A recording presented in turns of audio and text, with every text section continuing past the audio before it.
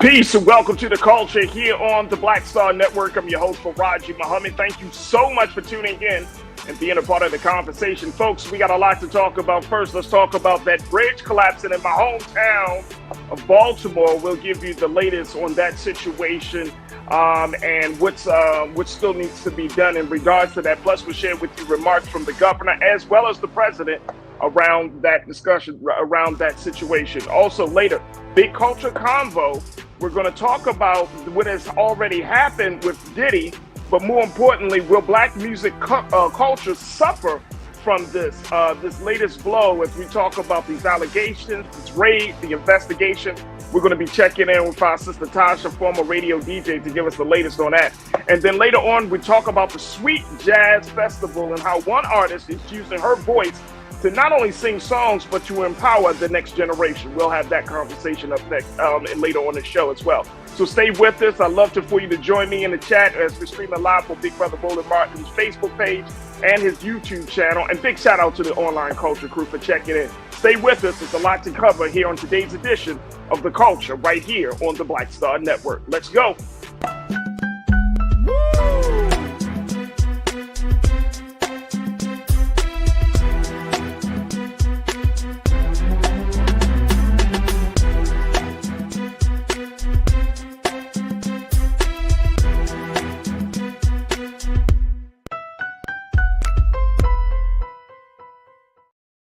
All right, folks, welcome to The Culture here on the Black Star Network. I'm your host, Farajii. Thank you so much for tuning in and being a part of the conversation. Folks, we got a lot to cover, but let me just share with you that if you haven't had a chance, make sure you go to our website today at blackstarnetwork.com. Download the app for free on Black Star Network. Make sure you follow us on social media at Black Star Network. And we ask that you give a little something if you enjoy the content, if you appreciate what we're doing, taking black media, taking our stories to the next level, especially in the digital space, then please, we ask for your support. And we thank you for all of those who have already given, but more importantly, we thank all of those who are considering giving to Black Star Network. So again, your support makes a world of difference. You can go to our website today at blackstarnetwork.com. We're also streaming live right now on Amazon platforms. Make sure you do your due diligence and check us out there. We're streaming live on Amazon News on your Fire TV.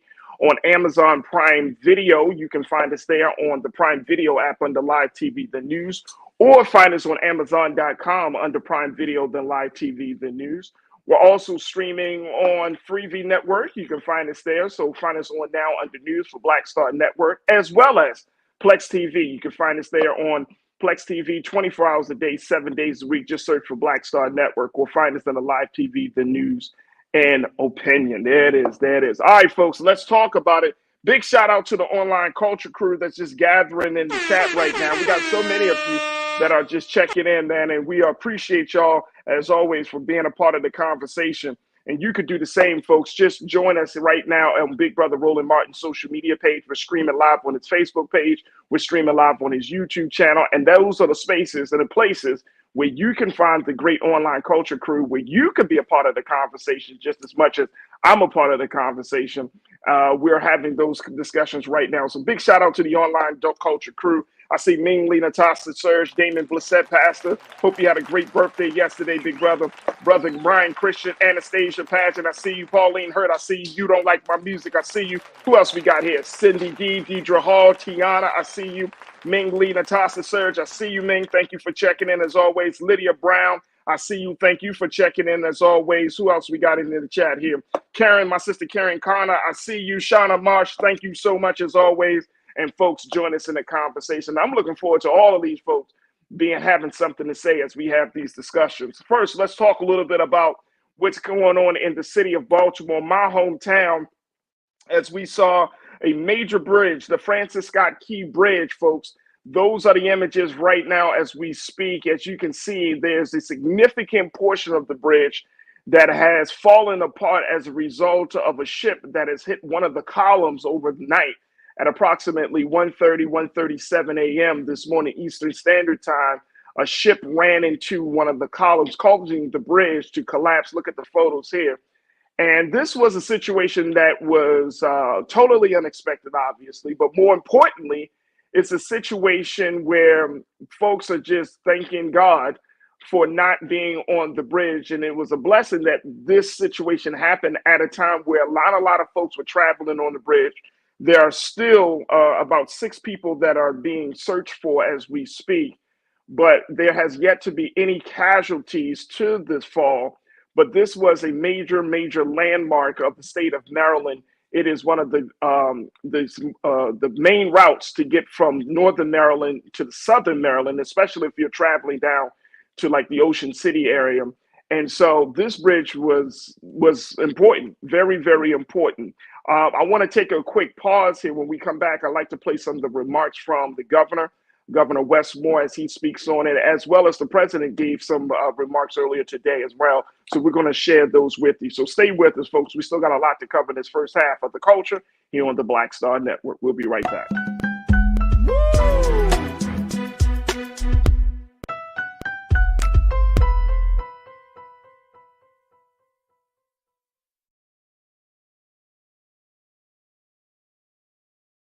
Fanbase is pioneering a new era of social media and investment. This next generation social app has already raised $10 million and has just opened a new round to invest. For details on how to invest, visit startengine.com/fanbase or scan the QR code.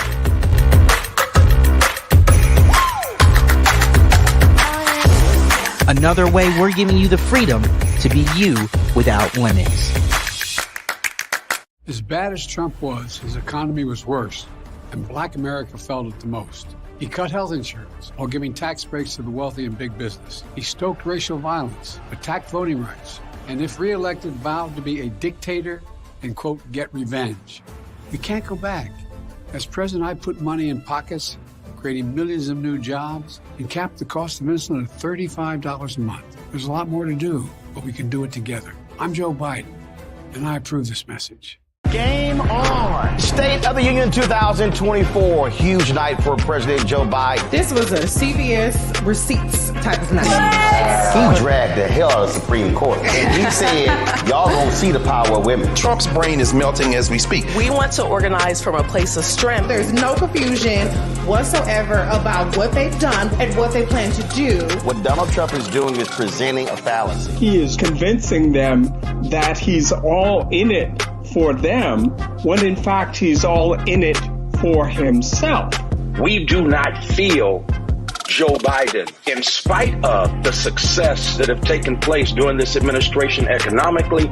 There are too many things where we do not feel like he's had our back. You should also be investing in the barbershops and the beauty salons and the hookah bars and the folks who are going to the club, and there's a way to actually get them registered because we've done it before. But if you don't have folks who understand that dynamic, then you're missing a big opportunity. So we said we just celebrated. For what? Why don't you go to celebrate rather than recommit yourself to the fight if the very thing we went to celebrate has been gutted? Republicans did not support a lot of the bills that were necessary to keep the country fluid. You can't only love your country when you win it, right? Oh, no. You guys don't want another $2 trillion tax cut? This was absolutely the knockdown, drag out that we were really waiting for. Black voters are the base. They're the most important base of the Democratic Party. There was very few language in this speech. At a time we see an attack on Black history, attack on DEI. The end of the BLM racial reckoning thing has come to a complete end because there was nothing in this speech for that. Our movement has never been grounded in two-party politics in this country. All of our movements ultimately get co-opted by a state that is anti-Black. They called the old because they knew the way, and they called the young because they were strong. And I believe there is a good combination of that, but we can have ideas and we can have visions and dreams, but we have to have our young people also working beside us because they are strong and they will run that race and they will run it to the end. Activists, organizers, and young people have been pushing this administration to be on the right side of history and to do something about the issues that they care about. While the Ukraine and Palestine are critical issues, they are not the only global issues. Not a single Black person who should ever let it come out their mouth that I'm tired. Because there is somebody else who came before us who didn't stop fighting.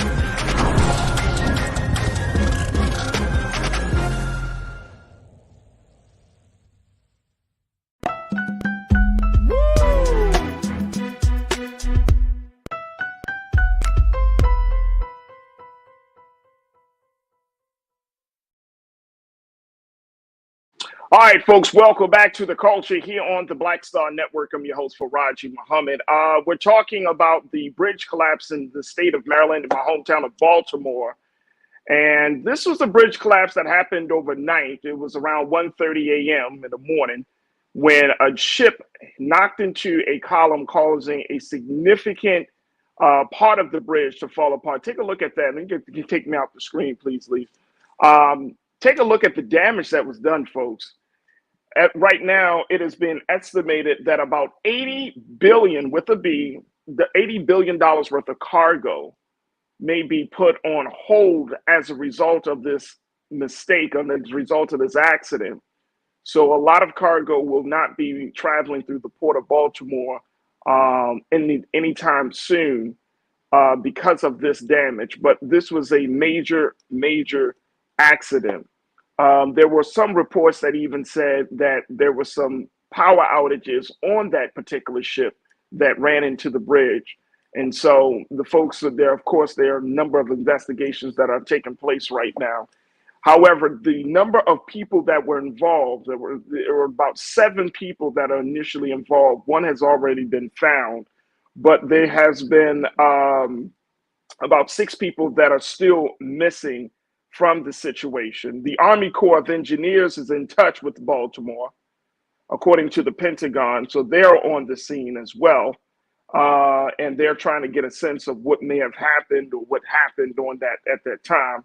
I want to play just a little bit of what the Governor Wes Moore had said of the collapse of the 1.6 mile long 4-lane bridge. Let's listen to what Governor Moore had to say. First responders, I'm in awe of you. I'm in awe of your courage. I'm in awe of your strength. I'm in awe of everything you do for each and every one of us. You saw a crisis and you said, what can I do to help? And our response teams are doing everything in our power to rescue and recover the victims of this collapse, literally as we speak. People who, as we speak, are out there are divers, are air assets, people who right now are working to save lives and are doing it because the state asked. And we will update the public as the work continues. To our partners inside and outside of government, I know this has been a long night. We started coordinating immediately after the Key Bridge collapse. We've been standing together every step of the way, from our county leadership, to our city leadership, to our state leadership, to our federal leadership. And I'm grateful to call each and every one of you not just colleagues, but I'm grateful to call you friends. And to the people of Baltimore, and each and every one of the 6.3 million Marylanders who call our state home, I recognize that many of us are hurting right now. I recognize that many of us are scared right now. And so I want to be very clear about where everything stands. We are still investigating what happened, but we are quickly gathering details. The preliminary investigation points to an accident. We haven't seen any credible evidence of a terrorist attack. Our administration is working closely with leaders from all levels of government and society to respond to this crisis, and not but just by addressing the immediate aftermath, but also by building a state that is more resilient and a state that's more safe. That is our pledge, and that's our commitment, and we're going to keep that commitment. And lastly, to the victims of this tragedy and their loved ones, all of our hearts are broken. We feel your loss. We're thinking of you, and we will always be thinking of you. We pray for the construction workers who are on the Key Bridge, and we pray for everyone who has been touched by this tragedy and their families and all of their loved ones. But Maryland, we will get through this, because that is the Maryland spirit, and that's what Maryland is made of. We are Maryland tough, and we are Baltimore strong.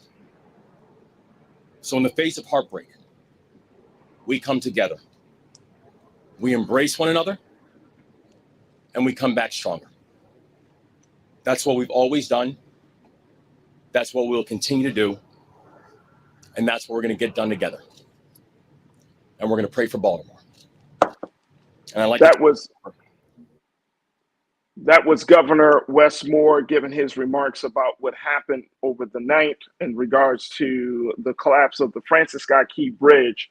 Like I mentioned, it connects from northern Maryland to southern Maryland, one of the few routes that you can take to get to southern Maryland.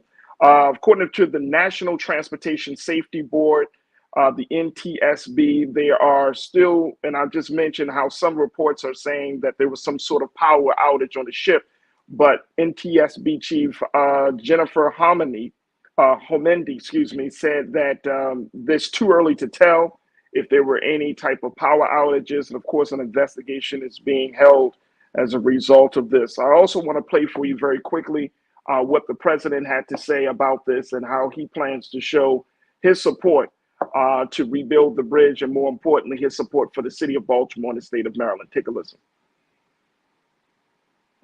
Sorry to keep you waiting. I was waiting to talk to the last member of the delegation of the region. Good afternoon.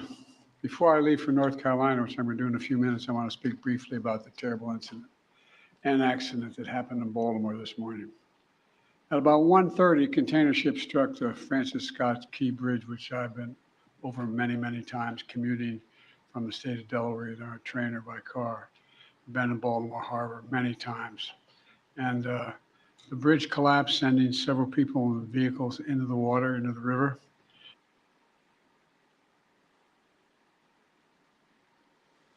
And multiple U.S. Coast Guard units, which are stationed very nearby, thank God, were immediately deployed along with local emergency personnel. And the Coast Guard is leading the response to the port, where representatives from the Federal Highway Administration, the FBI, the Department of Transportation, the Army Corps of Engineers, as well as Maryland officials and Baltimore Police and Fire, are all working together to coordinate an emergency response.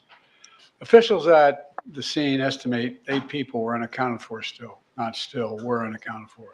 That number might change. 2 have been rescued, 1 without injury, 1 in critical condition.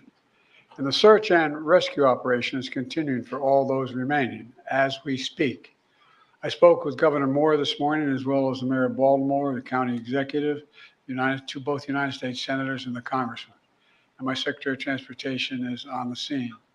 I told them we're going to send all the federal resources they need as we respond to this emergency. And I mean all the federal resources. And we're going to rebuild that port together. Everything so far indicates that this was a terrible accident. At this time, we have no other indication, no other reason to believe there's any intentional act here.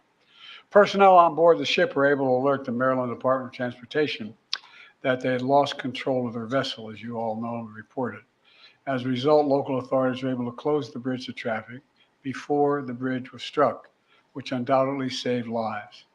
Our prayers are with everyone involved in this terrible accident and all the families, especially those waiting for the news of their loved one right now. I know every minute in that circumstance feels like a lifetime. You just don't know. It's just terrible. We're incredibly grateful for the brave rescuers who immediately rushed to the scene, and to the people of Baltimore who want to say, we're with you. We're going to stay with you as long as it takes. And like the governor said, you're Maryland tough, you're Baltimore strong, and we're going to get through this together. And I promise we're not leaving. Here's what's happening now. The search and rescue operation is our top priority. Ship traffic in the Port of Baltimore has been suspended until further notice, and we'll need to clear that channel before the ship traffic can resume. The Army Corps of Engineers is on the spot and is going to help lead this effort to clear the channel. The Port of Baltimore is one of the nation's largest shipping hubs, and I've been there a number of times as a senator and as a vice president. It handles a record amount of cargo last year. It's also the top port in America for both imports and exports of automobiles and light trucks. Around 850,000 vehicles go through that port every single year, and we're going to get it up and running again as soon as possible. 15,000 jobs depend on that port, and we're going to do everything we can to protect those jobs and help those workers. The bridge is also critical for travel, not just for Baltimore, but for the Northeast Corridor. Over 30,000 vehicles cross the Francis Scott Key Bridge on a daily basis. It's virtually, it's one of the most important elements for the economy in the Northeast and the quality of life. My transportation secretary is there now. As I told Governor Moore, I've directed my team to move heaven and earth to reopen the port and rebuild the bridge as soon as humanly possible. And we're going to work hand in hand with the support of Maryland to support Maryland whatever they ask for. We're going to work with our partners in Congress to make sure the state gets the support it needs. It's my intention that the federal government will pay for the entire cost of reconstructing that bridge. And I expect the Congress to support my effort. This is going to take some time. The people of Baltimore can count on us, though, to stick with them at every step of the way until the port is reopened and the bridge is rebuilt. You know, we're not leaving until this job gets done. Not leaving until then. So I just want to say God bless everybody who everyone harmed this morning and their families. And may God bless the first responders, many of them risking their lives. And the reason I'm not going to take a lot of questions, there's remaining issues that are open that we got to determine what's going to happen in terms of the rescue mission. That was President Joe Biden giving his remarks on the bridge collapse earlier this morning. As you can hear from the president, a lot of traffic, 30,000 motorists travel over that bridge every day. And it is a major port for the country, especially on the East Coast. So there's a lot of work that has to be done. Cargo will be, as he said, suspended as a result of this tragedy and this accident. There are a number of different agencies that are on scene right now, including the Army Corps of Engineers, the National Transportation Safety Board, and many other agencies that are on a scene right now trying to figure out what happened. And more importantly, the city of Baltimore and the state of Maryland is looking forward to rebuilding the bridge, this significant route for a lot of Marylanders and folks outside of the state of Maryland. So we will certainly keep our eyes open, keep you up to date on everything that's been happening. And one of the things that I wanted to point it out is the fact that according to the search and rescue efforts, the main priority from the STSB, which is the National Transportation Safety Board, they have mentioned that even though there are these numbers that are coming out, we just reported about 6 people. The priority for them has been on the people that there are at least 6 people that are still unaccounted for, but there may be more, there may be less. It's still being determined. So everything is still open investigation. And of course, we'll do our part here on the Black Star Network, here on the Culture, and we'll Unfiltered in other spaces here on the network to keep you up to date. We got to take a quick pause. When we come forward, let's shift gears. Let's talk about the latest that has happened in the developments of the case of Diddy. His house was raided yesterday. We saw some footage of him walking in an anxious manner. And there's a whole lot of conversation about the fate of not only Diddy, but the impact that it will have on Black music culture. So we're going to talk a little bit about that up next. Stay with us. It's The Culture here on the Black Star Network.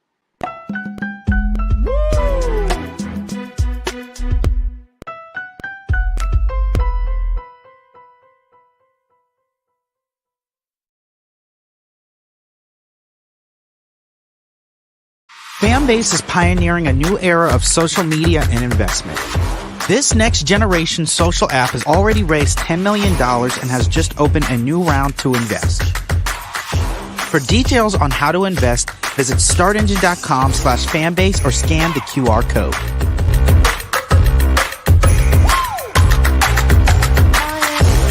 Another way we're giving you the freedom to be you without limits. As bad as Trump was, his economy was worse, and Black America felt it the most. He cut health insurance while giving tax breaks to the wealthy and big business. As president, I put money in pockets and capped the cost of insulin at $35 a month. There's a lot more to do, but we can do it together. I need you to scream for your new beginning. 5, 4, 3, 2.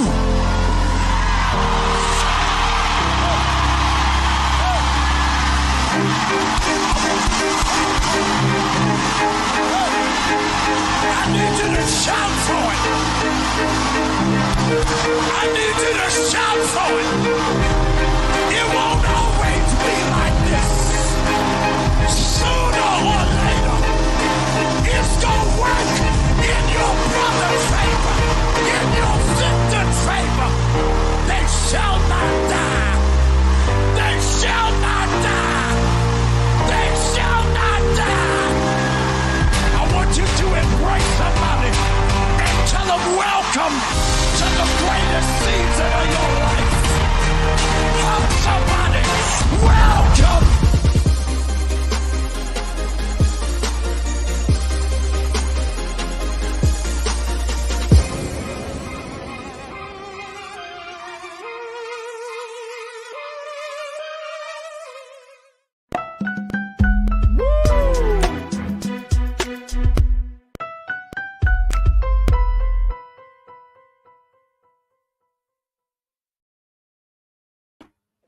All right, folks, welcome back to The Culture here on the Black Star Network. I'm your host, Farajii Muhammad. Thank you so much for tuning in and being a part of the conversation. All right, folks, let's shift gears a little bit for our big culture convo.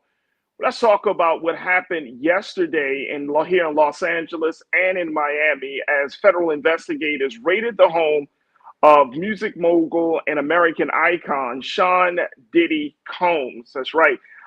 His home was raided here in Los Angeles in the neighborhood of Holmby Hills. And his two sons, Justin and Kristen, were in the home at the time that the raid took place. And the authorities took those two individuals in handcuffs. And then his home was also raided in Miami. Two residences that he has on a secluded part of the city was raided as a result of their investigation of his involvement in a criminal enterprise of a sex trafficking organization. These charges are serious, to say the least. And this is all stemming from two lawsuits, one from his former lover, Cassie, who talked about her personal experience of being with the music mogul for over 10 years and some of the trauma that the alleged trauma that she had encountered and experienced while with him. And then the other is from his former producer on his latest album, Mr. Lil Rod, who is a music producer, who alleges that that Diddy not only got him involved in some deviant sexual activity, but has gotten others involved as a result of his proclivities, and more importantly, has done these from state to state, from everywhere from New York to Los Angeles to Miami. And so it has caused the federal authorities to open up a whole investigation. And we're looking at this situation, not just talking about the raid, but talking more about the cultural impact of this as we look at one of the greatest influencers of Black music over the past 30 years going down the way it's all going down. So joining me right now is my sister Tasha Love, who is a former radio DJ. She's been part of the music community and industry for many, many years, and we're happy to have her join me today. Tasha, thank you so much for joining me once again. How are you feeling this afternoon? I feel great. Anytime I get the opportunity to talk to you, Farajii, I'm on 10. So thank you. That's awesome. That's awesome. Well, I appreciate that. Well, you came up in my head, and then we had to make it happen because I was like, if anybody knows some stuff, it's Tasha Love. Listen, and she was for those who don't know, Tasha's been doing radio work and she's been doing media and music work for many, many years in some of the major markets such as Atlanta and other places. And she has a lot of relationships with folks within the music community. First and foremost, Tasha, seeing these images that we have seen, social media has exploded. Like when I got off the show yesterday, right? And I'm just, scrolling. Then all of a sudden, I'm seeing an NBC News exclusive. And then I'm seeing ABC News. And then next thing you know, it's all on the Shade Room. And it's on the Jasmine brand and all these places. And the next thing you know, I'm thinking to myself, like, oh, this is serious. Oh, this is very serious. And before we begin, I just want to send my thoughts and prayers out to the community and the people of Baltimore as we move into this story here. This was devastating to me. And I have to be honest with you. Yeah, like you said, I've been doing radio and I've been doing media for so many years, over 20 years. I'll just say that.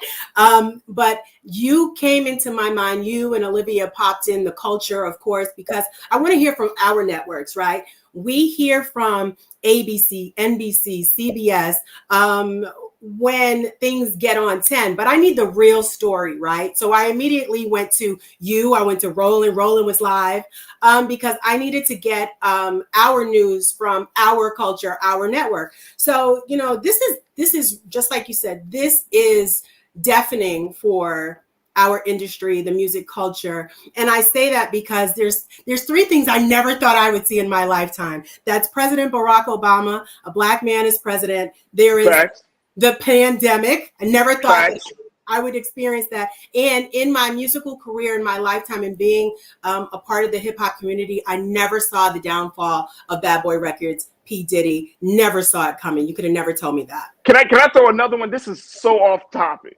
Yeah. I would never thought that I would live to see the day. And I know this is completely off topic, but you talk about big musical moments. Yeah. I never see the day that we would have life without Prince and Michael Jackson. Facts. That popped up immediately. I mean, I never thought. I always, now even though Michael was getting older, I already knew that. But you know, I was like, oh, he's gonna be around forever. Prince is gonna be around forever.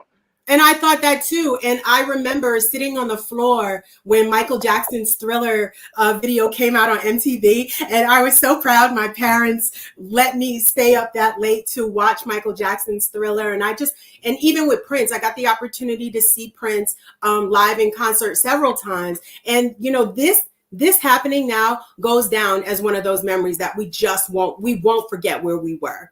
Here's the thing about this particular case, Tasha, because there are so many discussions about Diddy right now. Like, and I'm gonna be honest with you, part of it is like very disturbing discussions that I don't even want to get into on social media and stuff, because I feel like there has been some folks try to minimize how serious of a situation this really is, right? I mean, I saw on some spaces on social media that now there's the term "no Diddy," where people have replaced it with "no homo." That if you're talking about anything related to sexual acts, rape, anything like that, it's like "no Diddy." It's like, oh, I'm not that. But even to put that into the cultural vernacular, where we're using this situation as a punchline versus using this situation as an opportunity for us to reflect and to think and to learn and to say, what can the culture of Black music, what can a culture of our talent do differently?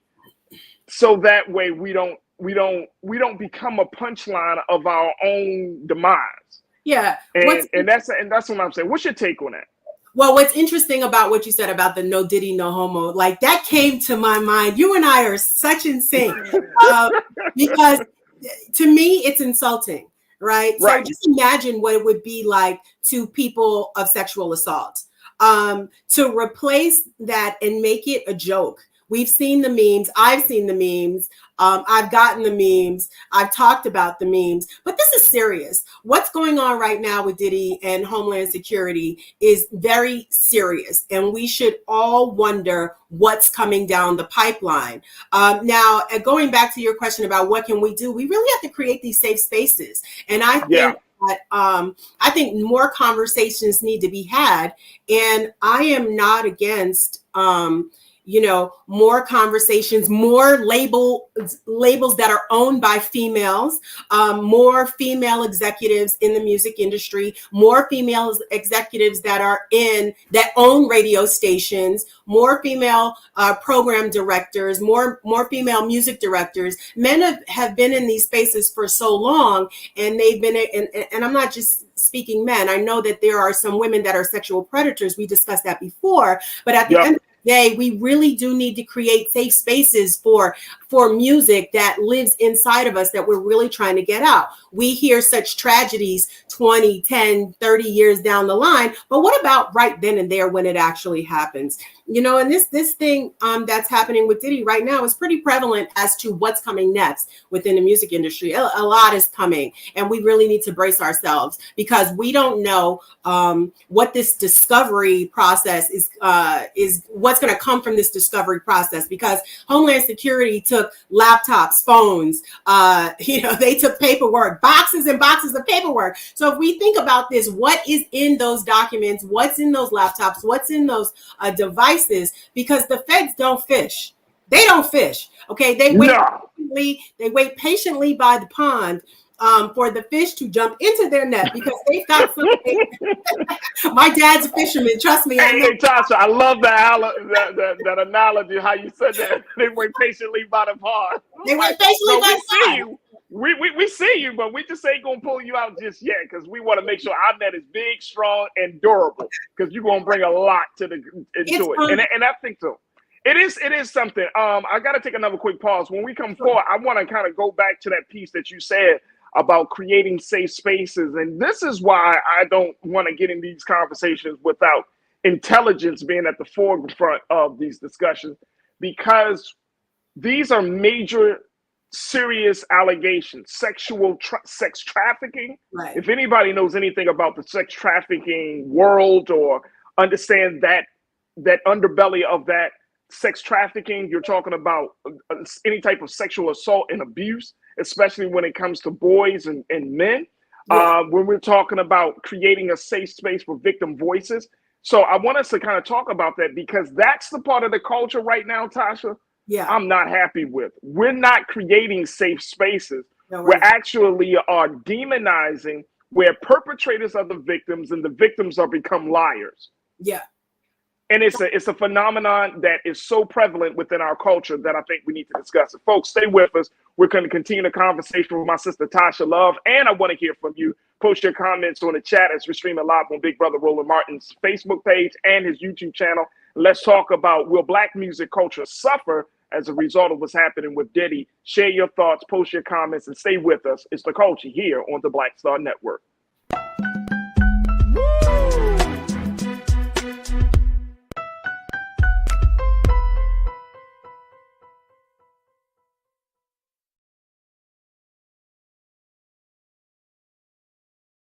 Fanbase is pioneering a new era of social media and investment. This next generation social app has already raised $10 million and has just opened a new round to invest. For details on how to invest, visit startengine.com/fanbase or scan the QR code.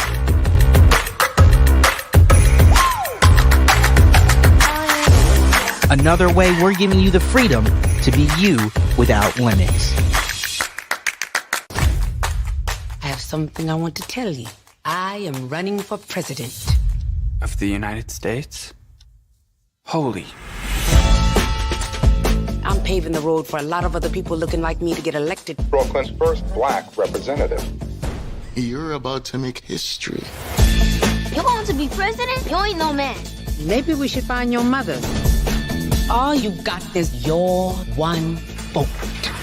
You sound just like every other politician. Do I look like every other politician? Freedom! Truly, you can't win. And why can't I win?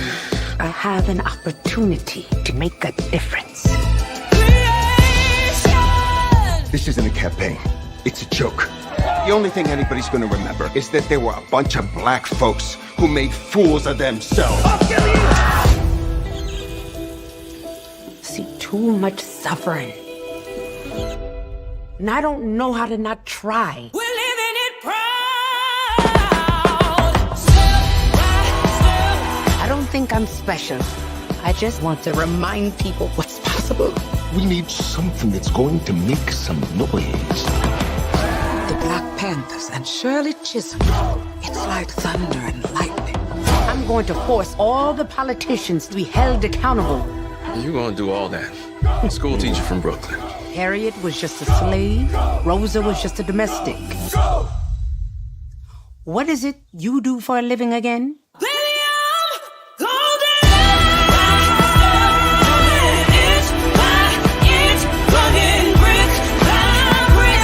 The people of America are watching us.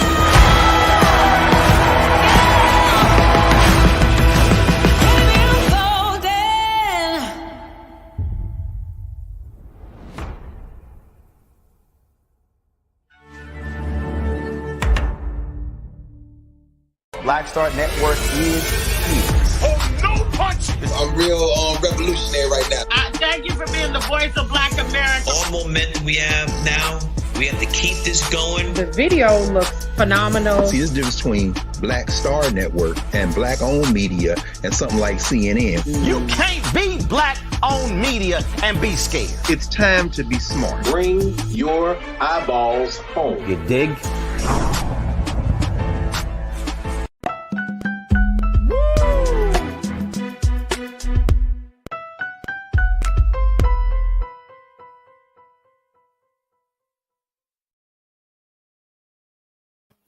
All right, folks, welcome back to The Culture here on the Black Star Network. I'm your host, Farajii Muhammad. We have been talking about the latest situation, the latest developments with Sean Diddy Combs, as we kind of piece out how this will impact Black music culture and so much more. I'm joined by my sister, Tasha Love, who is a former radio DJ. She's one of the key voices within the music community, Black music community. She's joining us live from Atlanta, Georgia. And Tasha, I wanted to kind of put some time on creating safe spaces for victims to be heard. And this culture, our culture, hip hop culture, is kind of like unforgiving in a lot of ways when it comes to this. And this is probably one of the biggest areas that we can grow in as a culture and as a people, where we are not laughing at victims, but we are believing victims, and that those in power who are alleged to be perpetrators, they're not seen as victims. And I've had so many conversations. You and I talked about this before when it came to R. Kelly situation, and I'm seeing even more now, of course, with Diddy, because I think this situation is much bigger than R. Kelly because of the impact, the role that Diddy has played. I mean, he wasn't just a talent. He was making careers. He was building careers. He was an architect of music, of Black music, for so many years. But even more so than that, it's just the fact that we still have a problem believing the victims. And some of us go as far as to say, oh, well, she shouldn't have been there at night, or he shouldn't have did that. And we blame, we victim blame. And it does not bode well when you're talking about a culture that really, as much as the quote unquote Me Too culture or any type of movement that calls for accountability to take place, it hasn't truly hit the hip hop community the way it did. Do you think this is going to change those conversations, that it will essentially change how we talk about victimhood, especially when it comes to allegations of this nature? Well, I think that's a great question. Unfortunately, I just can't answer that because this is bigger than me. It's bigger than you. And it is bigger than the hip hop community. As much as I would want to say, yes, there's going to be safe spaces and, open dialogue. Is it really? Because then at the end of the day, isn't it going to affect the bottom line of the music industry? And isn't the music industry just about selling records and getting, awards and accolades and, all those things? Take a look around. This is my career on the wall, and I busted my butt to get it. And, and thankfully I had a lot of help along the way.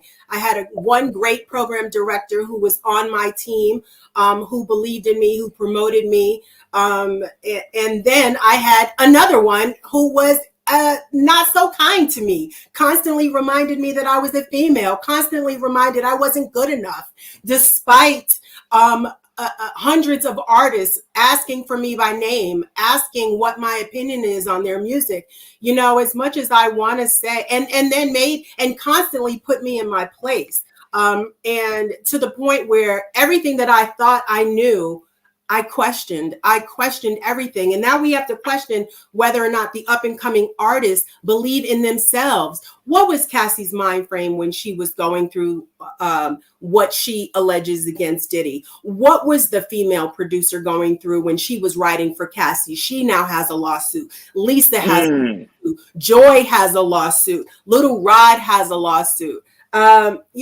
We're constantly reminded by people of power where our place is. So what do we need to do to get to that place of power so that way we don't feel incompetent in the positions that we earned, that we work for. So do I hope that the music industry will change? Absolutely. I think Queen Latifah said it best when she said ladies first. However, we also know Malcolm X quote that the most unprotected female in the world is the Black one, most disrespected. So, it's not just women that are being now sexually assaulted allegedly, but it's also now men. And so are we only listening now because it's a man? Are we only having these discussions because little Rod brought this to the forefront after Cassie filed her 30 million? Well, after she filed her suit and then got 30 million the next day. I mean, as it was settled, what are we really saying here? What are we really, how far deep does this go? I think that's the big question. And then what will happen in the future?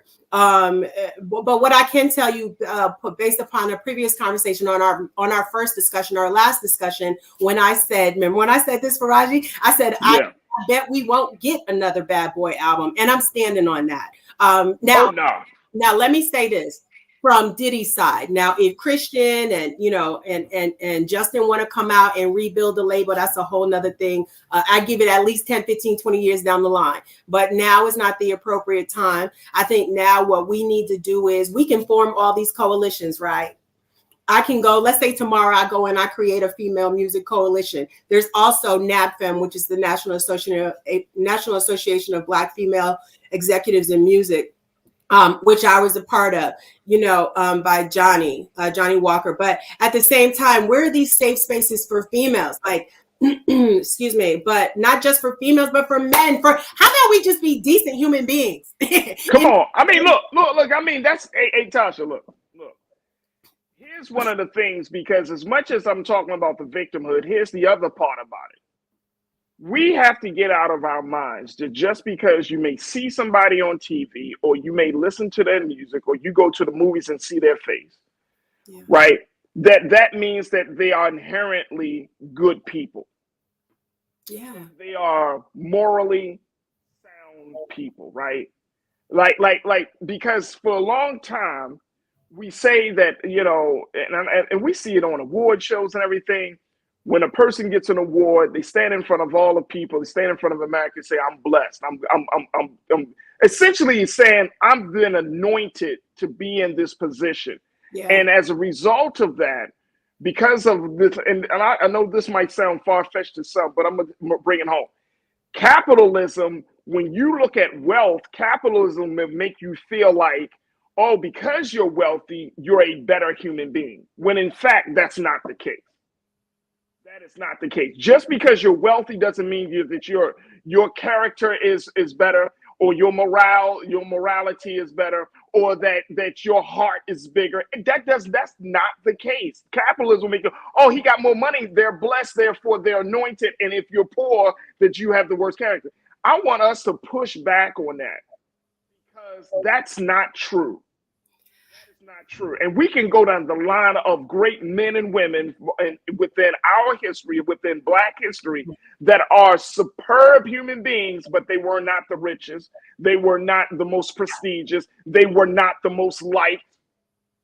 So I think that's part of the culture, right? That if you see somebody and they say, "Oh man, God bless me," well, are you sure it's God blessing you, or is this somebody else giving you something?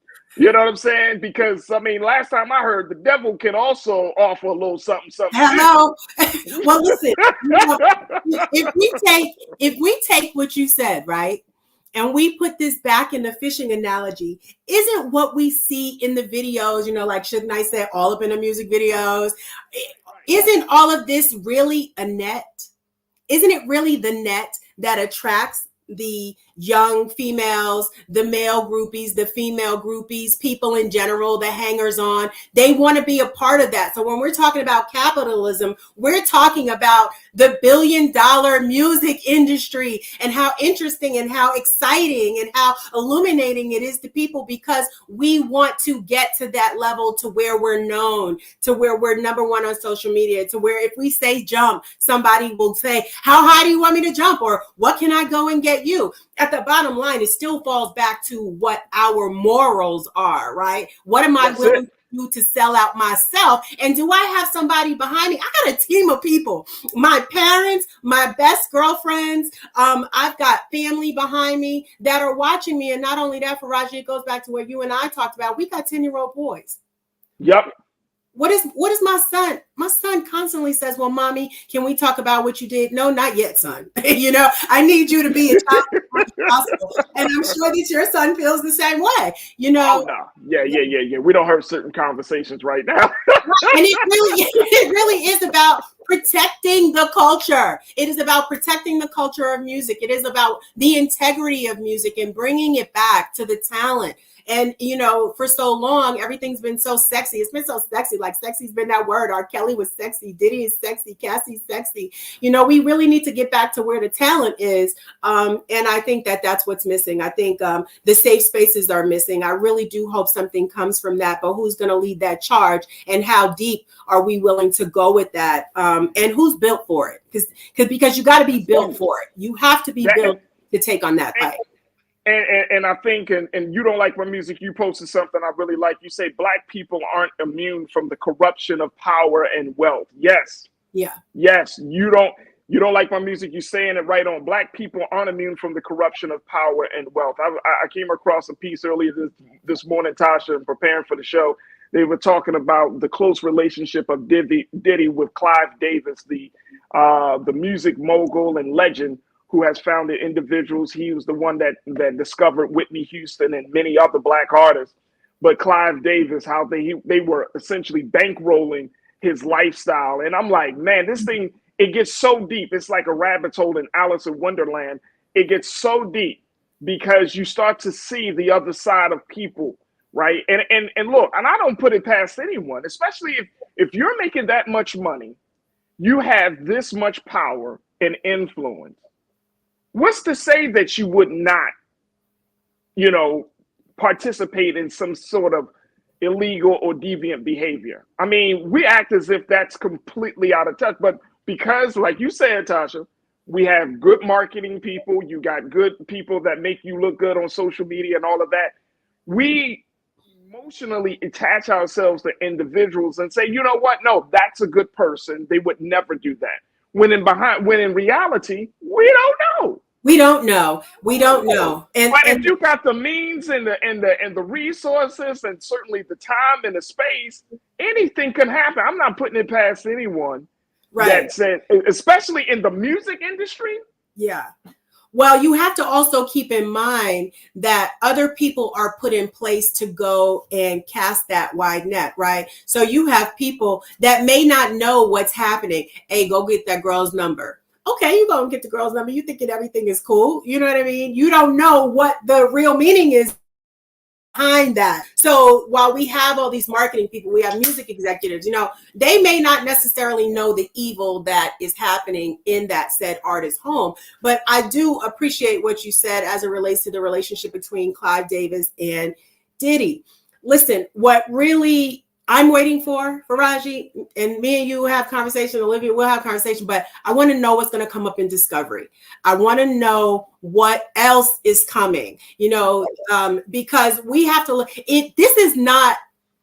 This could possibly be a learned behavior based upon these allegations. Okay, so what was he exposed to? Because remember, at one time, he was the man, like he was the grind. That's the person you wanted to get your mixtapes to. That's the space that you wanted to be in. So if this is true, where did it come from? What was learned? What was he exposed to? Allegedly, if these things are happening, where did it come from? This just didn't happen out of the blue. Same thing. No.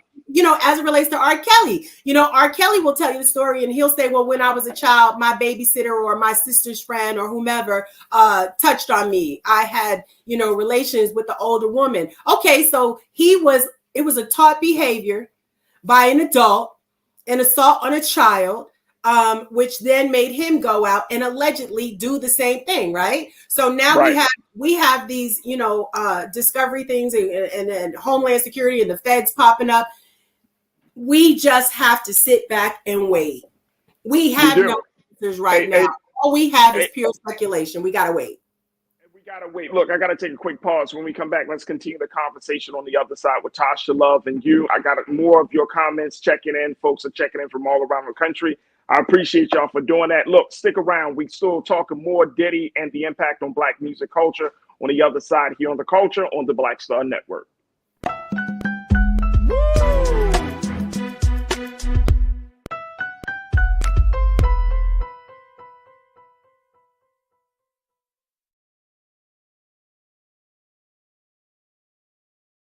Fanbase is pioneering a new era of social media and investment. This next generation social app has already raised $10 million and has just opened a new round to invest. For details on how to invest, visit startengine.com/fanbase or scan the QR code.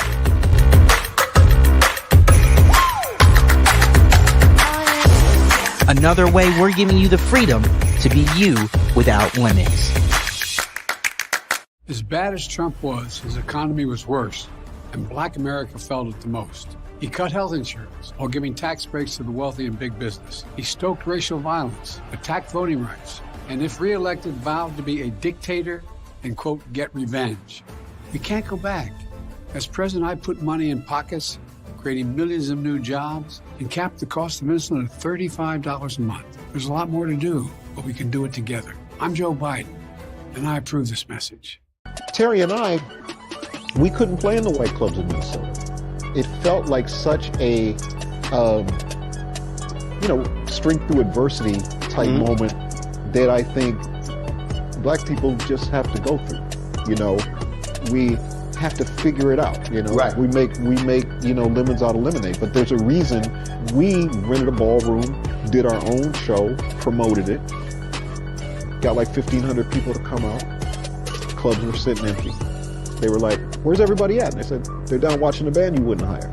So it taught us not only that we had the talent of musicians, but we also had have the talent of entrepreneurship. Mm-hmm. It wasn't like a seat at the table. It's like, no, let's build the table. That's right. We got to build the table. And, that's right. And that was the thing. And of course, after that, we got all kinds of offers. Of course. Right, to come play in the clubs. But we didn't do it. You're like, no, we're good. No, we're good. We're good. And that's what put us on a path of national. And of course, when Prince made it, then it was like, okay, we see it can be done.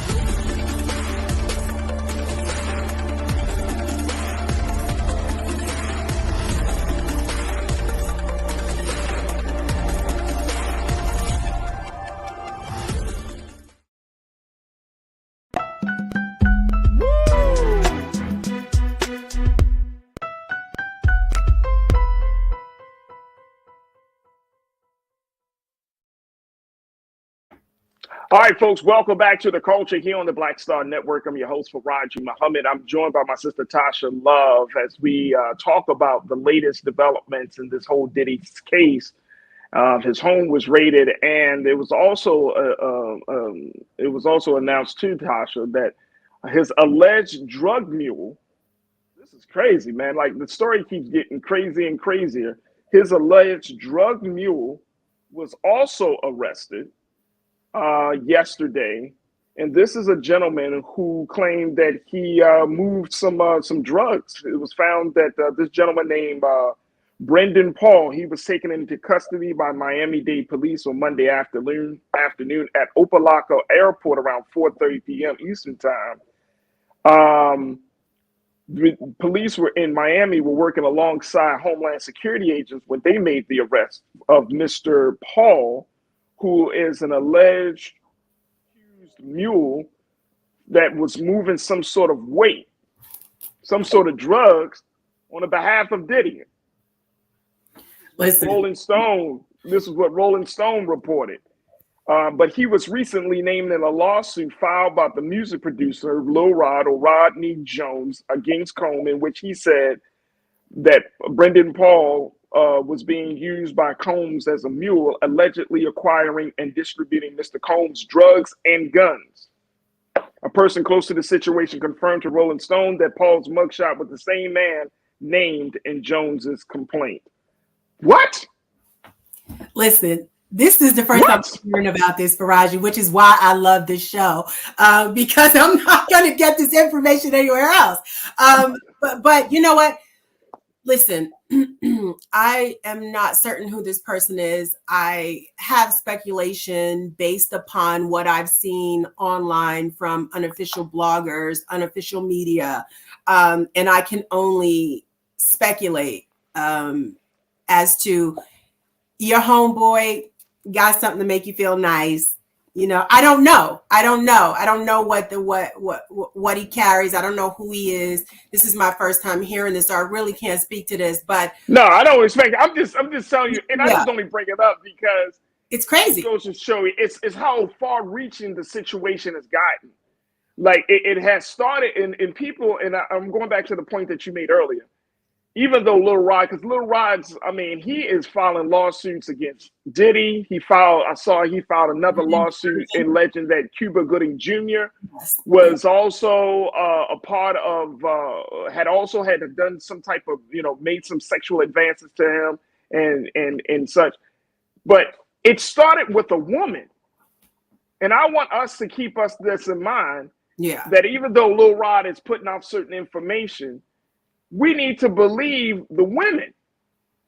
I'm talking about Cassie. I'm talking about the sister who said she was 16 or 17-year-old when Diddy, and other executives and other folks in his team, right, gang raped her. We gotta change this, because this is getting ridiculous. That, like you said, you gotta wait until man says something and then everybody start moving and shaking. But Cassie, it was her that said, look, I went through some serious situation being with this guy for 10 years. And I know what some people would say. Well, why did you stay around? And see, that gets into a very, very slippery slope of blaming the victim, because we don't know the type of influence and emotional trauma and power that women go through. And I'm gonna say that women go through, and some men who are involved in abusive relationships, where mentally you don't even have the will to think outside of that, of your trauma, outside of your pain. Well, I agree. And it goes back to what we said the last time when I said, why did Lil Rod stay? Like, what was that? I mean, I still have my own questions, but who am I to question anybody else's trauma, right? I don't know what was promised to them. I don't know what was held over their head. Cassie alleges that there was video. Okay, that's a tactic. That's a tool, right? So that right there within itself is a mind screw, right? Because what it says is, I got you. And if you leave, nobody's going to believe you if you try to say anything. So again, we still go back to the allegedly word, which I can't wait to be able to confirm as opposed to allegedly. But I agree with you. We really just don't know. And as it relates to a drug mule, listen, they saw Diddy getting on the plane at 3 p.m. in Miami after the raids. Now, Diddy alleges that he was going to take his kids on spring break. We know Christian and Justin were at the house. Where were the twins? We really don't know if he really was going to go to Antigua. We really doesn't know where he was going to take those kids. But we know that the plane went there. Then there was a whole bunch of speculation that he was running. Then there was a whole bunch of speculation that he was, flying to New York, flying to Antigua, flying all these places. We really don't know. And that's the unfortunate part about it, because we're building, going back to the blogs and everything, unofficial media outside of the Roland Martin Network, Black Star Network, and the culture. We really don't know what's going on. But I will tell you this. I think that we need to pay more attention to what women are saying. And I think that it starts by, maybe we should go back and listen to what Dee Barnes was saying. Facts. Can we get that taken care of first before we start giving him a Grammy? Like, I'm all over the place with it. But again, I have my own issues with the hierarchy of the broadcasting industry, music industry, as it relates to male executives in positions of power. Now, Diddy is not the highest level in the music executive industry. Right? No. There's more coming, or we want to know, why is he being thrown under the bus? Here's the thing, though. Here's the thing, and that's Tasha. Yeah, man. No, because here's the other thing, though, because we act like black men can't harm people. Even successful black men can't harm people. Facts. It's not an attack. If the man has a record Yes. Look, NBC News did this profile piece of all of Diddy's legal challenges and issues. And this was about a month ago when this stuff started to really to come out from Cassie's lawsuit.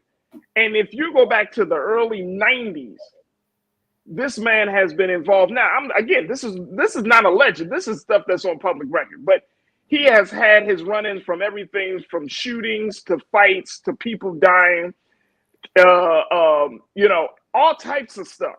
All types of stuff, right? Mm-hmm. And so it's not just like, oh, they just want to take down a successful black man. Come on, man. Like, look, let's stop it. Let's hold our people. And this is the part, this is the other part. Yeah. Hold them jokers accountable, man. Because I don't want to stand for somebody just because I like the way their feet, the music moves my feet, or just because I like the way they come across in an interview. Right. If the person has a history, that's what I'm looking at. Right. Now, it's one thing, this is his first offense. He just kind of got thrown into a mix. But it's another thing when you see a history of violence or a history of sexual deviancy, or there's some history there, a pattern there, then you got to start asking yourself the question, like, maybe this person is, maybe because everybody can't be lying, as some of the crew members say, everybody can't be lying. At some point in time, it goes back to what Maya said, when people tell you who they are, you got to believe them.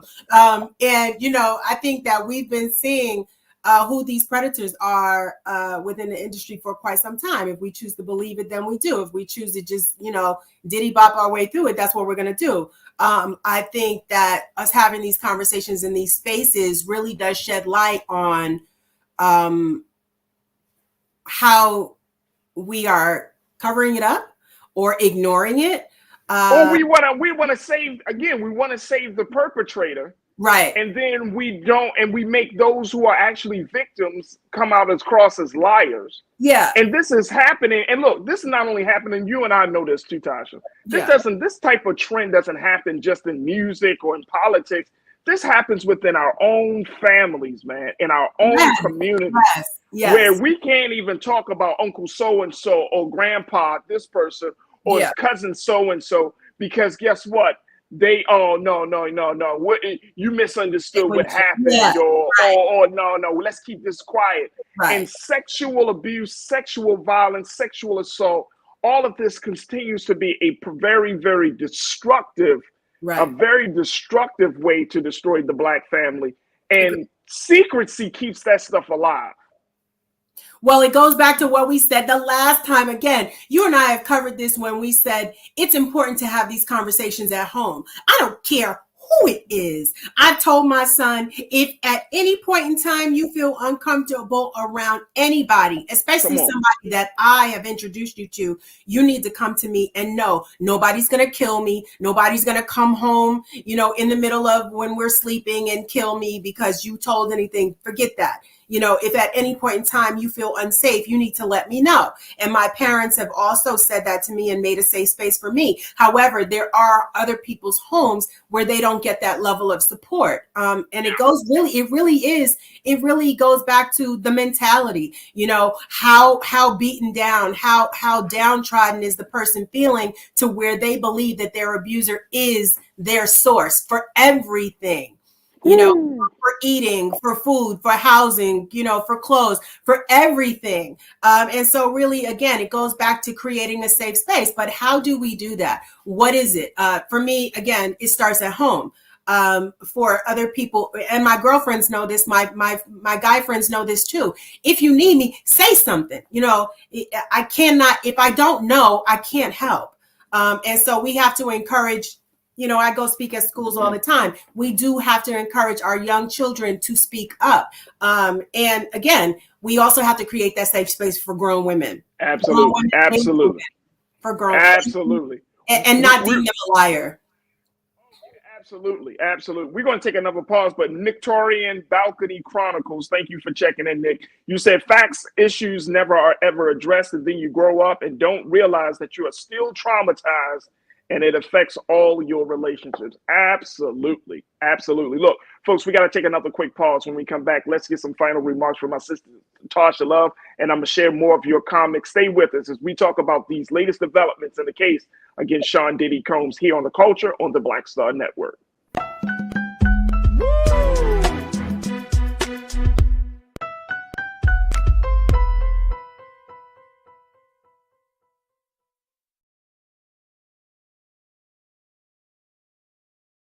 Fanbase is pioneering a new era of social media and investment. This next generation social app has already raised $10 million and has just opened a new round to invest. For details on how to invest, visit startengine.com/fanbase or scan the QR code.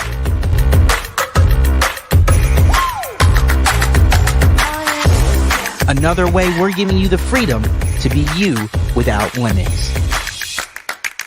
As bad as Trump was, his economy was worse, and Black America felt it the most. He cut health insurance while giving tax breaks to the wealthy and big business. As president, I put money in pockets and capped the cost of insulin at $35 a month. There's a lot more to do, but we can do it together. When you talk about blackness and what happens in black culture, we're about covering these things that matter to us, speaking to our issues and concerns. This is a genuine people-powered movement. There's a lot of stuff that we're not getting. You get it, and you spread the word. We wish to plead our own cause.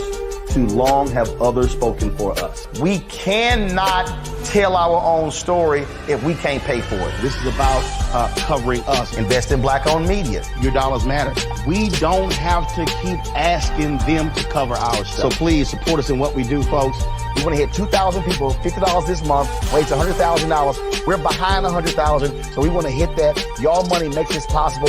Check some money orders. Go to P.O. Box 57196, Washington, D.C. 20037-0196. The Cash App is $RM Unfiltered.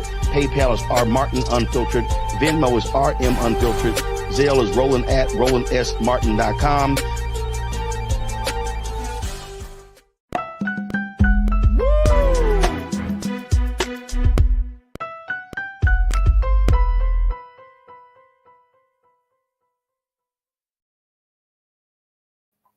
All right, folks, welcome back to The Culture here on the Black Star Network. I'm your host, Farajii Muhammad, joined by my sister, Tasha Love, who has been a part of the Black music community for many, many years as a former DJ. She was also a VJ, as well as just working behind the scenes to help to create the culture that we have come to know and love so much. And I'm so happy to have my sister joining me as we've been talking about these latest developments and some of these big conversations around the situation with Sean Diddy Combs. His home was raided in Miami and here in Los Angeles, and now he's on the run, right? That's what some people are saying, Tasha. Like, I don't know how to really. It's kind of weird because I'm reading all these different reports. I don't know whether he's running or he's just been held, and there's so many. And again, there's still a lot of unanswered questions about his whereabouts, about how he's moving, and all of that has happened over these past 24 hours.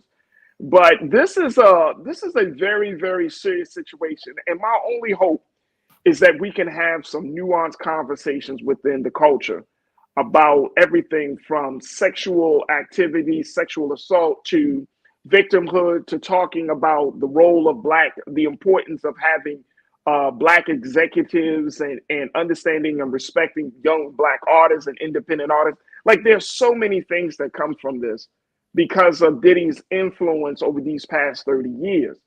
And it's very sad. Like, we're hearing all these details, but I wanted to be clear to our watchers today that we got to look at the facts for what they are.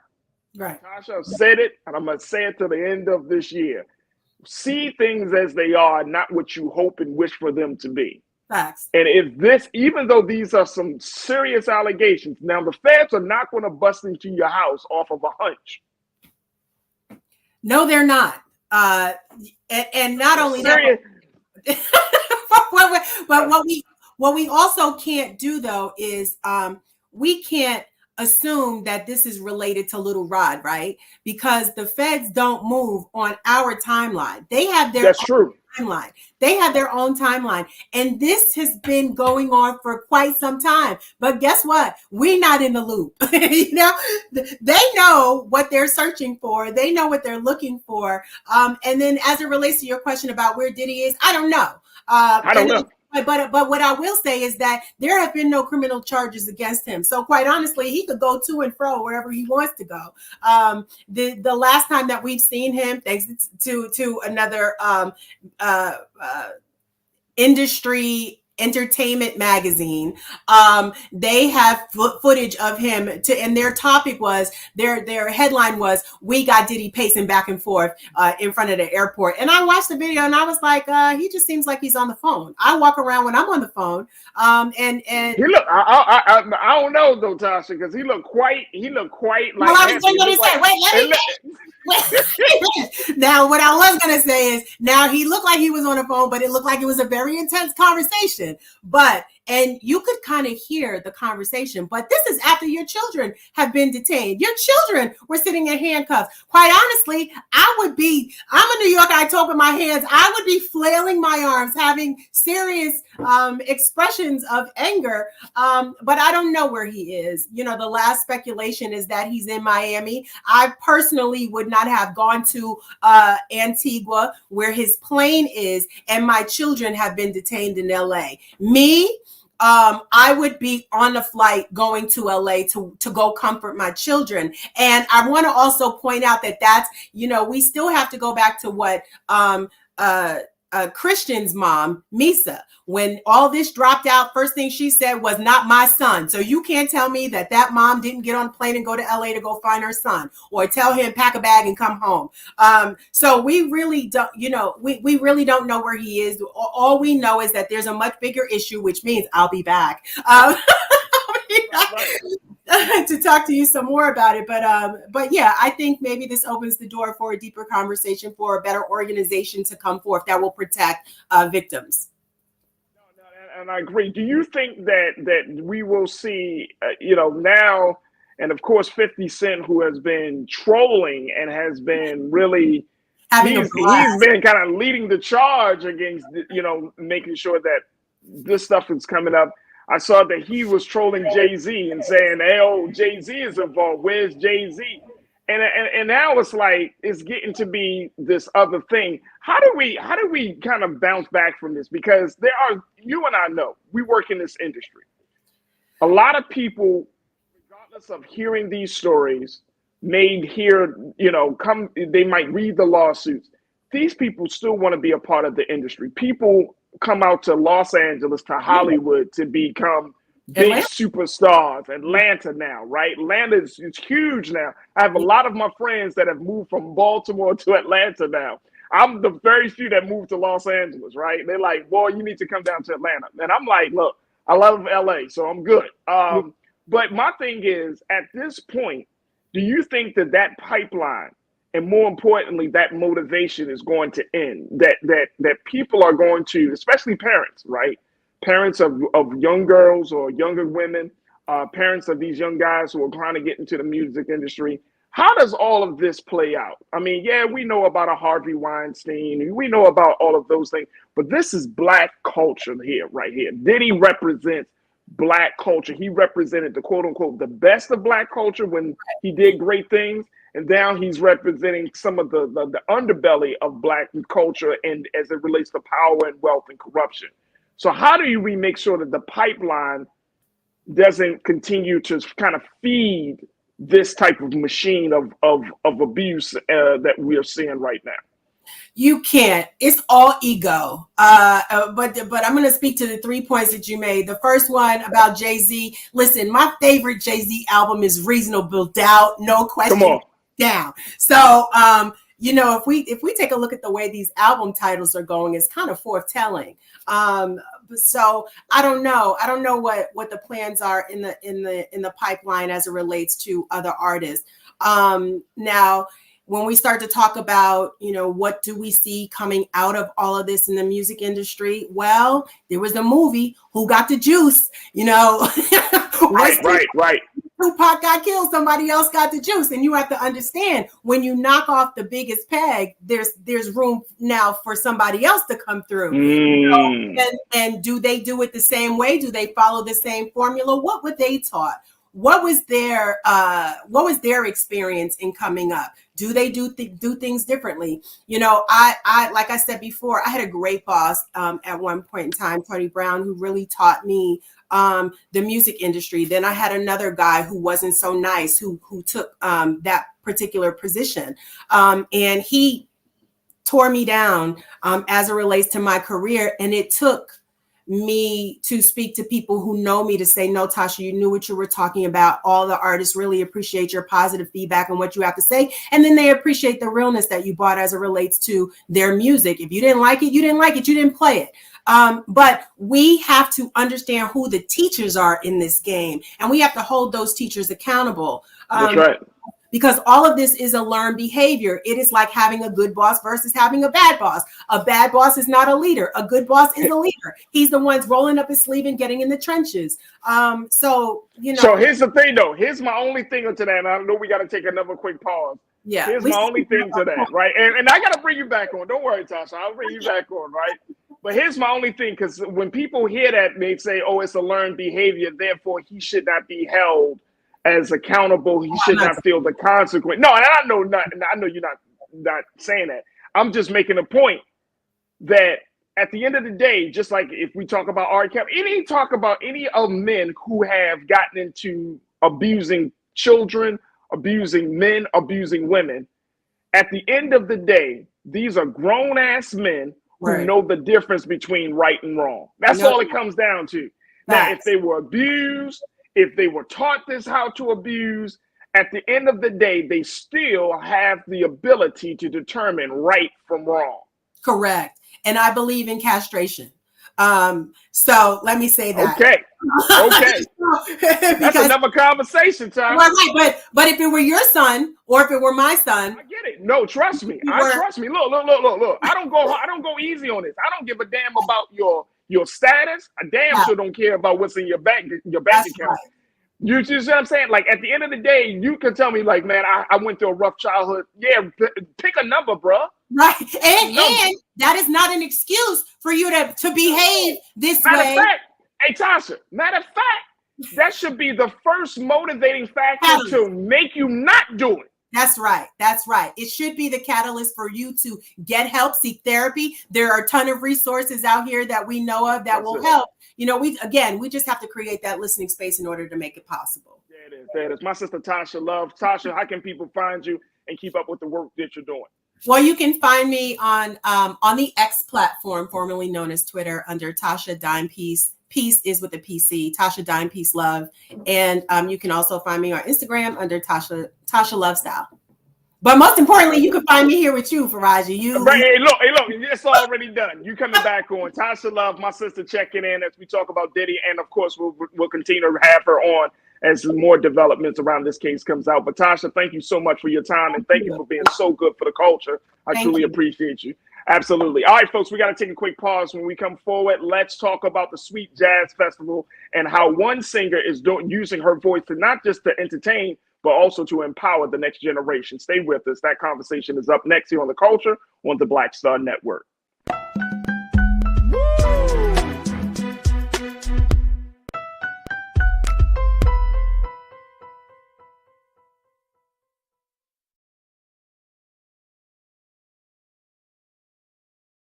Fanbase is pioneering a new era of social media and investment.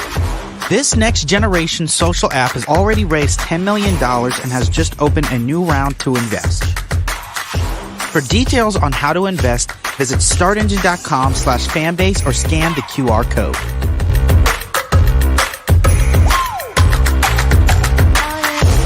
Another way we're giving you the freedom to be you without limits.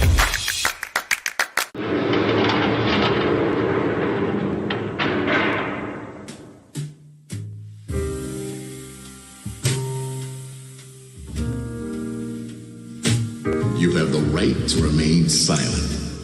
Anything you say can and will be used against you in a court of law. You have the right to an attorney, and if you cannot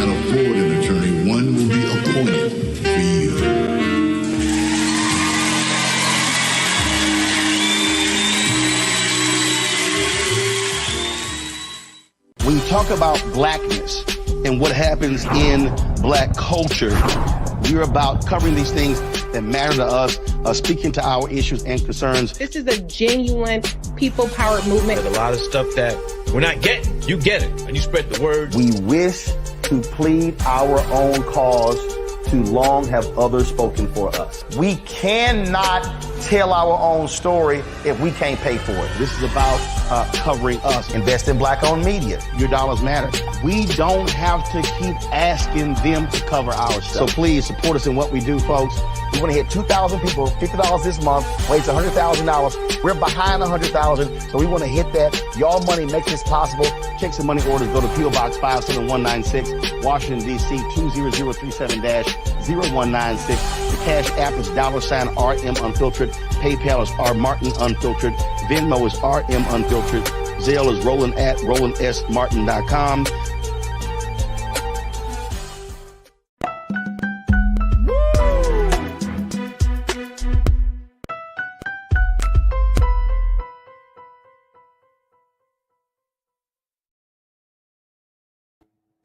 All right, folks, welcome back to The Culture here on the Black Star Network. I'm your host, Farajii Muhammad. Thank you so much for tuning in. As we close out today's show, let's close it out on a very, very high note. And I'm saying that with all, what is that, as literal as possible. As we are joined by my sister, she's a singer and songwriter, and she is coordinating the efforts around the upcoming Sweet Jazz Festival. My sister, Tracy Hamlin, is joining us right now here on The Culture. Tracy, good afternoon. How are you today? Good afternoon. I'm fabulous. Thank you so much for allowing me to be on your platform today. So thank you. I really absolutely. Tracy, thank you. Thank you so much for being with us here. Let's talk about the work that you're doing with the Sweet Jazz Festival. First and foremost, you're an artist yourself, so you know what it means, and you have a phenomenal voice.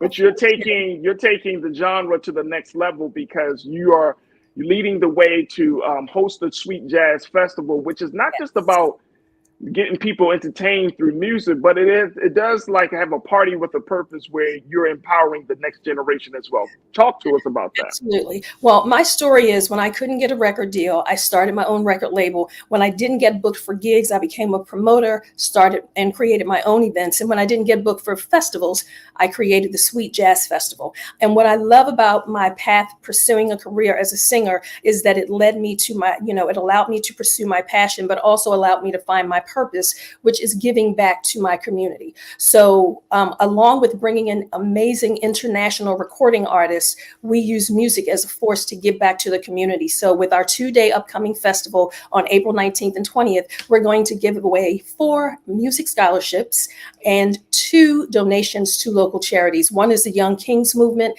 They groom young boys and teenagers to become leaders. They groom them for success. And the second one is the Tiger Lily Foundation, which is an organization that brings awareness and creates resources for women with breast cancer.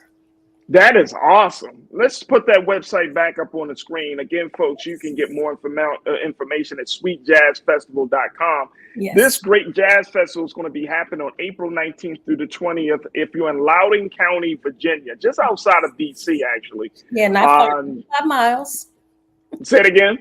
It's just 25 miles from D.C. Just 25 miles from DC. That's right. And yes. You'll be able to hear the sights and sounds of our sister Tracy Hamlin and so many other phenomenal jazz and music artists. And this is we just got finished talking about Diddy and black music culture.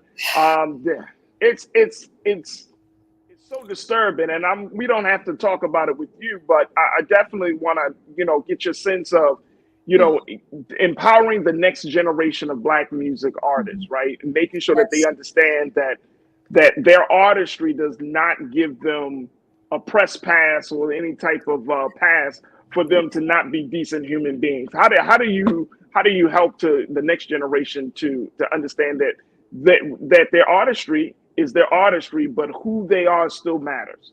Yeah, this is, oh my goodness, I could talk about this forever. One of the things that I believe is so important is that these young artists today, they don't understand that the music business is a business.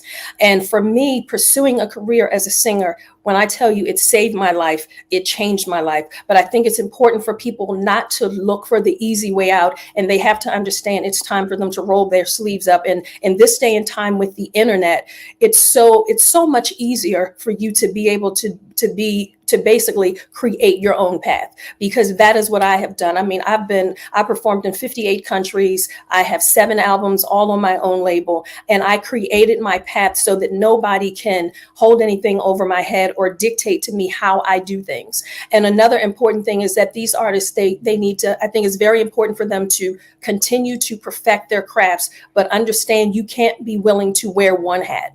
I mean, I'm a singer, I'm the record label, I'm a promoter. Now, folks don't have to do all the different things that I do, but you have to be willing to stretch yourself, you know, and you have to be willing to invest in yourself and take the risk, because that is the, you know, one of the best ways for you to maintain control. Like, for instance, I own all the masters.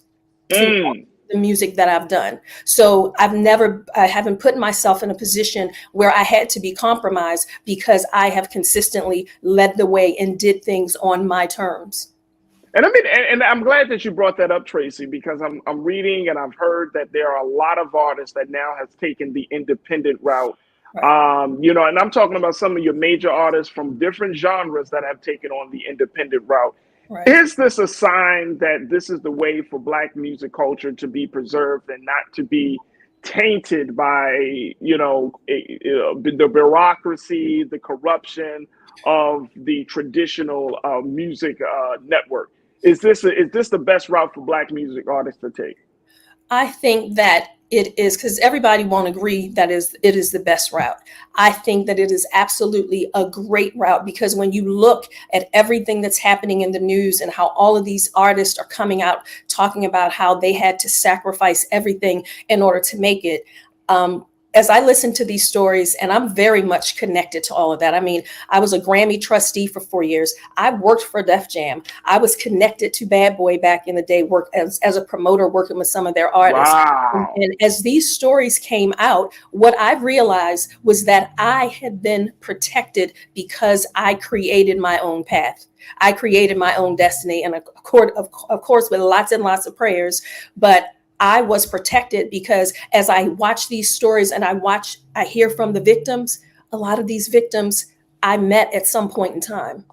And so I just thought, wow, I have been protected. And in all of my times of being frustrated because I had to do all the work, I didn't realize I was protected, and I've been blessed above and beyond because I've not been in any of those situations, but I was in all of those rooms. You were in the rooms, but you were not on the table. You weren't on the table. There you go. I was not on the table. I was not on the table. You were not on the table. Yeah. Yeah. Our sister Shanna Marsh, one of our great culture crew members, she said ownership is everything. Lori Parks, you also said the same thing. That's what I'm talking about. Own your masters. I want to take a quick pause here, Tracy, and we're going to take our final break. But when we come back, let's talk a little bit more about the work that you're doing with making sure the next generation is supported. So we'll talk about that. Folks, continue to post your comments. We're talking to Tracy Hamlin. She is a jazz singer, jazz songwriter. She's also the owner of the Sweet Jazz Festival that's going to be happening next month in Loudoun County, Virginia, April the 19th through the 20th in Loudoun County, Virginia. Make sure y'all pick up your tickets if you're in the area, but more importantly, make sure y'all stay tuned. We're going to have more conversation with our sister Tracy on the other side. So stay tuned. It's The Culture here on the Black Star Network.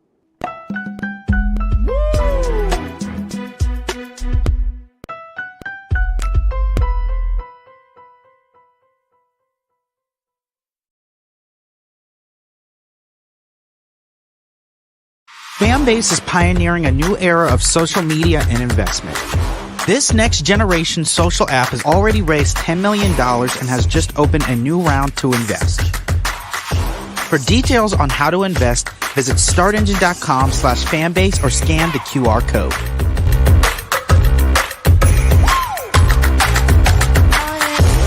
Another way we're giving you the freedom to be you without limits. Black Star Network is here. Oh, no punch! I'm real revolutionary right now. Thank you for being the voice of Black America. All momentum we have now, We have to keep this going. The video looks phenomenal. See, there's a difference between Black Star Network and Black-owned media and something like CNN. You can't be Black-owned media and be scared. It's time to be smart. Bring your eyeballs home. You dig?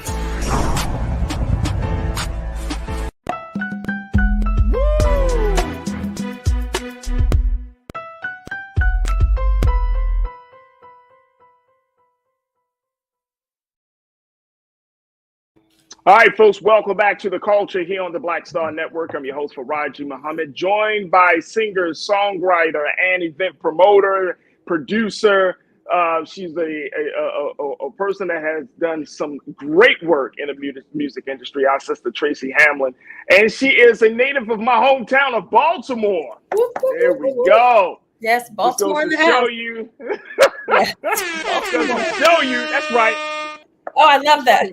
There's some jewels coming out of Baltimore. Yes. Can I also tell you that I not only do jazz, I do R&B, and I also do house music.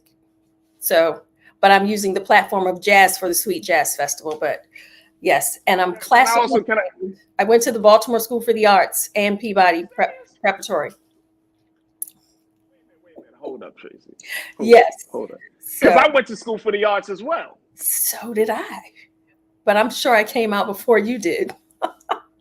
But yes, I went to the Baltimore School for 3 years and, of course, majored in classical music, which created my foundation as a vocalist. And it's why I've been able to travel and sing in 58 countries and with asthma and allergies, not have any vocal issues because my foundation from School for the Arts in Peabody is absolutely amazing.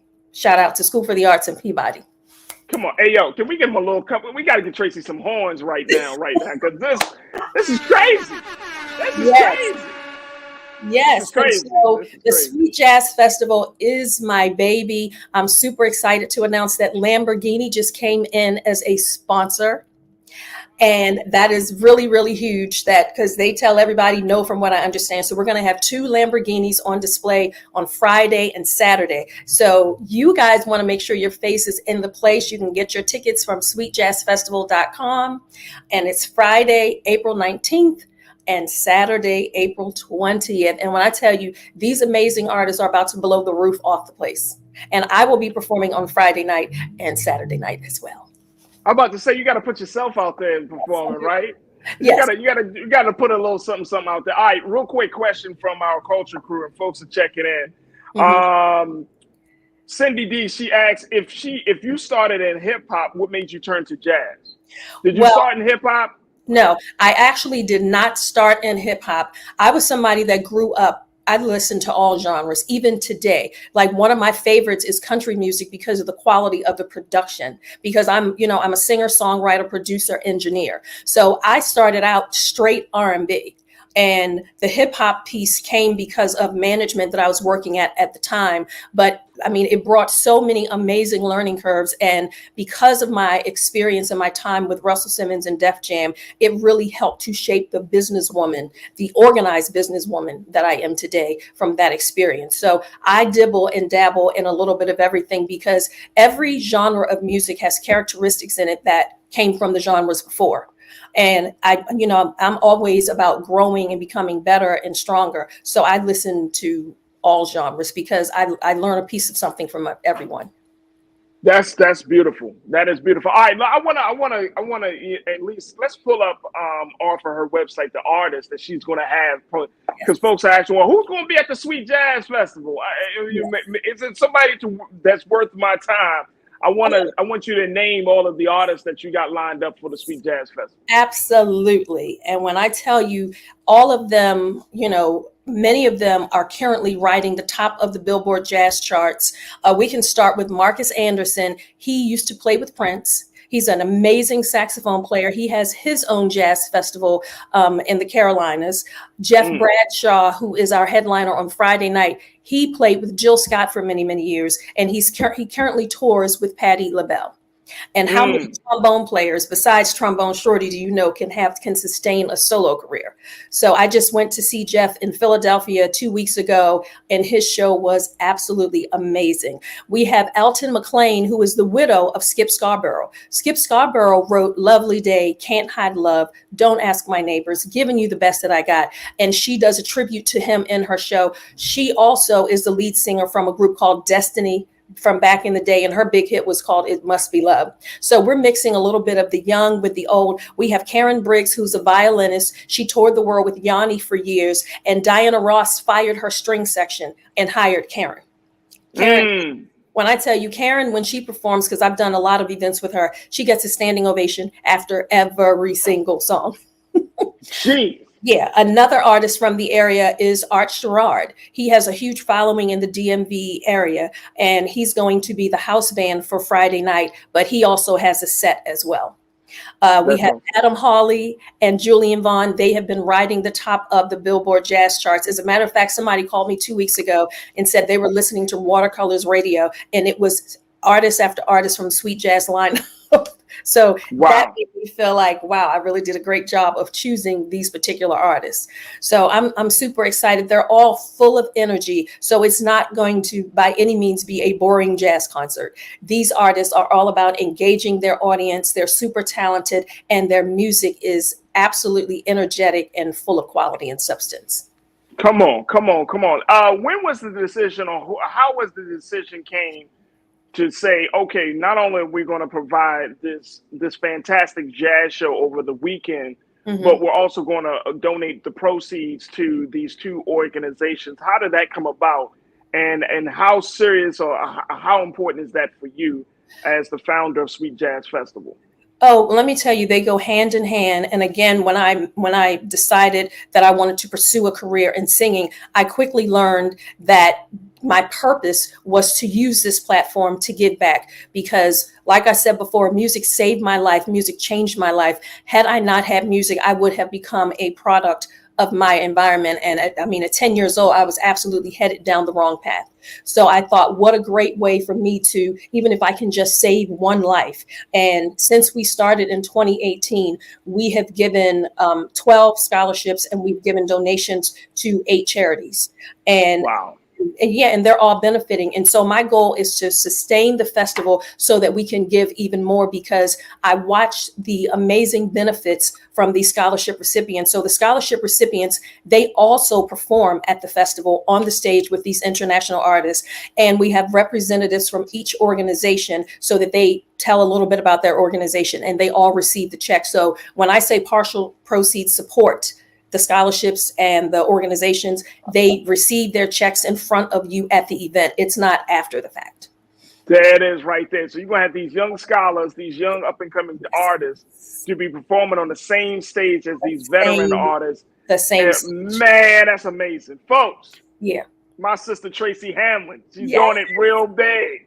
Thank you of the so much. Sweet Jazz Festival. Make sure y'all, look, if y'all in Virginia, you're in Loudoun County. If you're going to be in Virginia on that weekend of April 8th, 19th, and 20th, you want to make a stop by Sweet Jazz Festival. That's my sister Tracy. Baltimore native. If you want to stay, there are hotel links on the website. And we have folks coming from California, Texas, Arizona, Georgia, Pennsylvania, Jersey, and of course, Baltimore, Prince George's County. So get your tickets, sweetjazzfestival.com. Hey, Tracy, I got to ask you this, because this is how all Baltimoreans, we really relate. What part of Baltimore are you from? Northwest Side. We talking about Park Heights? Yes, Park Heights. Yes, that is where I grew up. And then we moved to the Junction. So I know. Walbrook Junction, I hear that. Yes. Park Heights and Walbrook Junction. So yes. Oh, you from there then. You really from there. I'm former Miss Baltimore. I was Miss Baltimore. Hello. I mean, damn, sis. You I mean, what? Yes. Yes. So we need to chat offline. We do need to chat offline, because you Yes. And I would like to extend an invitation for you to come as my VIP guest. So I'll definitely be in touch with you and get you all the information. Yes. I would love for you to join us. Absolutely. Aw, Tito, get him some tissue. I mean, it's something. The light is in my eye. The light is in my eye. My sister Tracy Hamlin. Hey, look, make sure y'all go to sweetjazzfestival.com. That's the website. Get all the latest news and information. But more importantly, that's where you can get your tickets for the Sweet Jazz Festival. There it is right there. Doing phenomenal work. This sister is, I mean, she is all about it. All about it. And Tracy, you are always welcome back here on this platform of the culture on the Black Star Network, because we want to continue to raise your voice and lift up the great work that you're doing, all in the name of Black music. And, you know, you'll be phenomenal conversation. I mean, it's just so much that you are involved in. So, you know, we're going to continue to bring you back on it to show you support as much as we can. But I thank you for being so good for the culture, Tracy. Thank and certainly we're going to talk offline. Amazing platform. Thank you for all that you do for the culture. Thank you so much for allowing me to share about my journey on your platform. So thank you so much. Thank you, Tracy. Tracy Hamlin, ladies and gentlemen. Thank you so much, Tracy. And we look forward to talking to you soon. Definitely. Oh man, wow. That's what it is, folks. That's what it always is. It comes down to these type of conversations. And folks, I want to say thank you for all of you for tuning in. Big shout out to the online culture crew. Also, let me just acknowledge we got a number of folks who donated today. So big shout out to Donnie, thank you so much for checking in and dropping something in the bucket for Black Star Network. Mr. J Guns TV, thank you so much for joining us for the conversation. Apartment 306, I got you. Thank you so much for joining us for the conversation, dropping something in the bucket.